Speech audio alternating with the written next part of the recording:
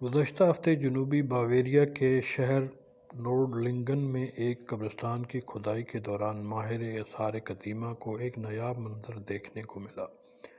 قبر کے مکین کے قریب ایک 3000 سال پرانا تلوار موجود تھی۔ یہ ہتھیار اپنی عمر ظاہر نہیں کرتا، یہ اتنی اچھی طرح محفوظ ہے کہ یہ تقریباً اب بھی چمکتا ہے۔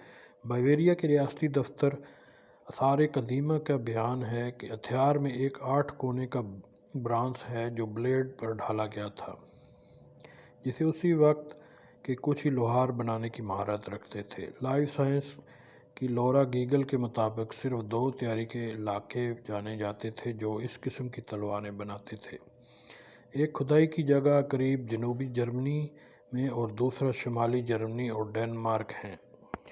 تلوار میں جنگ کا استعمال کا کوئی نشان نہیں ہے، لیکن ماہر آثار قدیمہ کہتے ہیں کہ اس کا مرکز ثقل اسے اصل ہتھیار کے طور پر استعمال کرنے کے لیے موزوں بناتا ہے اور مخالفین پر وار کرنے کے قابل تھا۔ نیوز ویک کے جیس تھامسن کی رپورٹ کے مطابق برانس کی تلواریں پہلی بار 1600 قبل مسیح سامنے آئیں اور تقریباً 600 BCE تک استعمال کی گئیں۔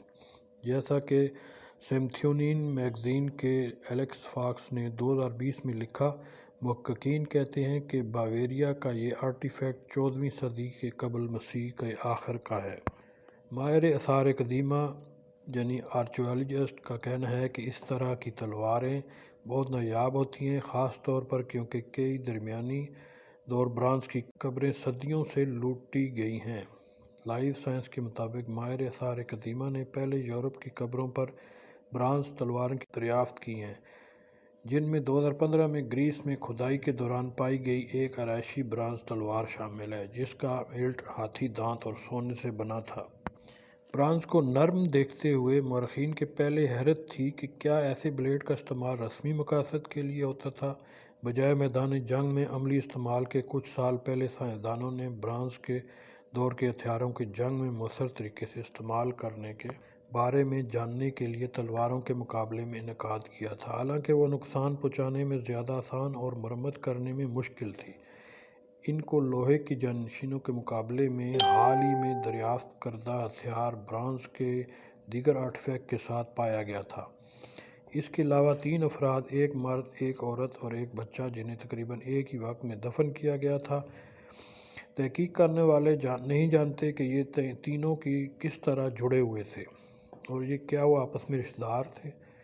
تلوار اور دفن کا ابھی تک معائنہ نہیں کیا گیا تھا تاکہ ہمارے ماہرین آثار قدیمہ اس دریافت کو زیادہ درست طور پر درجہ بندی کر سکیں۔ آثار قدیمہ کے دفتر کے سربراہ میتھیاس پفیل کہتے ہیں، ایجنسی کے بیان تاہم محققین کہتے ہیں کہ تلوار کی حالت غیر معمولی ہے، اس کی دریافت بہت نایاب ہے۔